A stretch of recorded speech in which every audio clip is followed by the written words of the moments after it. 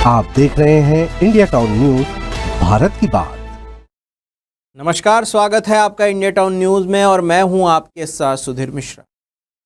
आज हम आपको अंबिकापुर से आई एक ऐसी खबर दिखाने जा रहे हैं जिसने न सिर्फ एक परिवार को सदमे में डाल दिया बल्कि शादी जैसे पवित्र रिश्ते पर भी कई सवाल खड़े कर दिए।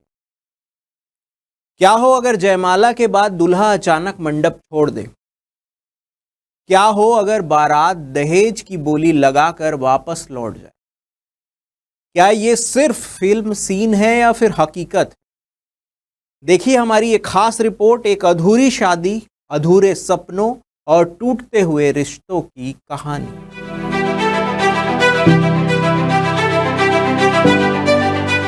अचानक से आए उन लोग, सब कुछ होने के बाद उन लोग बोलते हैं कि नहीं, हम मेरा भाई बुलाता है, सीरियल में काम करता है।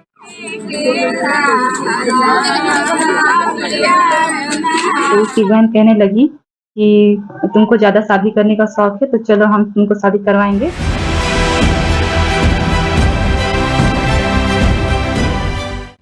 आठ मई की शाम थी। नमना कला अंबिकापुर के खटिक मोहल्ले में शादी का माहौल था। जयमाला हो चुकी थी, मंडप सजा था, रिश्तेदार बैठे थे, हल्दी और सिंदूर की खुशबू हवा में घुली थी। लेकिन तभी कुछ ऐसा हुआ जो इस शादी को एक कानूनी केस और समाज के आईने में शर्म की तस्वीर बना गया। दूल्हा राम प्रसाद उर्फ रवि और उसका परिवार मंडप में दहेज की मांग लेकर आ खड़े हुए। वधू पक्ष के मुताबिक दूल्हे के पिता और बहनों ने साफ कहा कि लड़का इकलौता है, कॉलरी में काम करता है, शादी करनी है तो 2 लाख रुपए नगद, सोने की चेन, सोने की अंगूठी और एक 4 पहिया वाहन चाहिए, वरना दूल्हा यहीं से वापस चला जाएगा। अब जरा सोचिए, जहां रिश्ते बनने चाहिए थे वहां रेत पर खड़ी शर्तों की दीवारें बना दी गई। लड़की के माता पिता ने बहुत विनती की, हाथ पैर जोड़े, मौजूदा रिश्तेदारों ने बीच बचाव करने की कोशिश की, लेकिन दूल्हा और उसके परिजन कठोर बने रहे और फिर शादी के पहले ही दूल्हा उठा लिया गया, वो भी वरमाला पहने हुए, और बारात वापस लौट गई। वधू और उसका परिवार सदमे में आ गया। जहां डोली उठनी थी वहां सन्नाटा पसर गया। एक पिता के अरमानों का वहां पर कत्ल हो गया। जो पूंजी और संपत्ति जोड़कर उसने अपनी बेटी की शादी कराई थी, वो एक पल में पूरा धरा का धरा रह गया। शादी था, उन लोग आए बारात और फिर यहाँ सब पूजा पाठ हो गया उन लोग का। शादी के टाइम में उन लोग दहेज मांगने लगे। अब दहेज का बात हुआ नहीं था। अब उसके बाद उन लोग आपस भाग गए कि हम लोग को दहेज चाहिए तो शादी नहीं होगा। अभी तो दुख है, पता नहीं वो क्या लोग करेंगे। अब दूसरा फिर शादी करेंगे कि नहीं करेंगे, जो खर्चा बर्चा है वो भरपाई करें।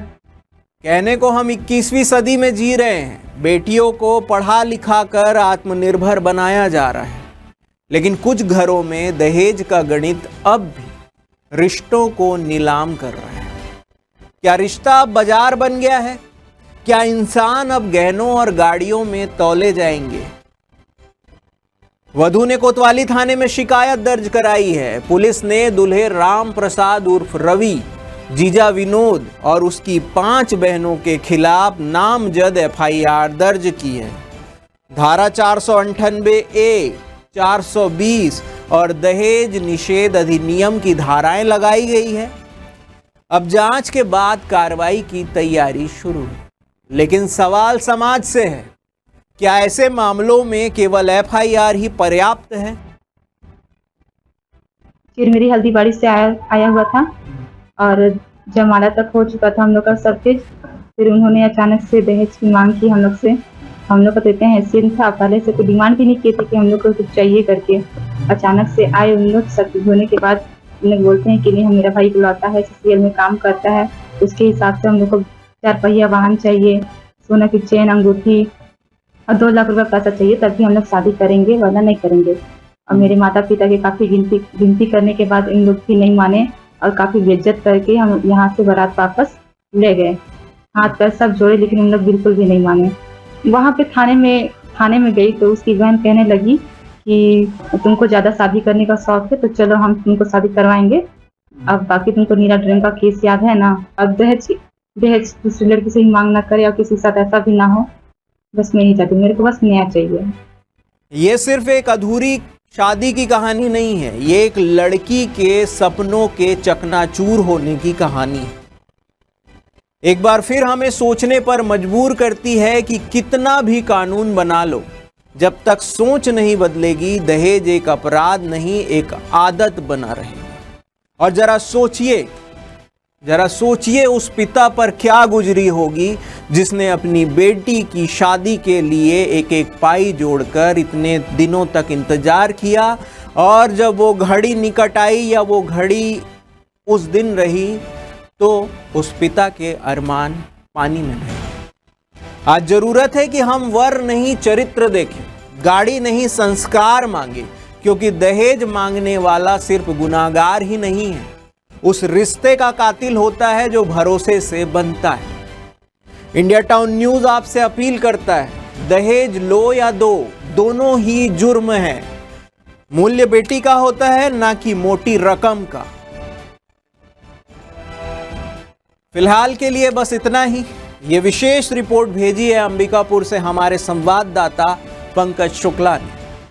मैं सुधीर मिश्रा, फिर मिलेंगे एक और सामाजिक सच्चाई के साथ। तब तक देखते रहिए इंडिया टाउन न्यूज, भारत की बात। जय हिंद।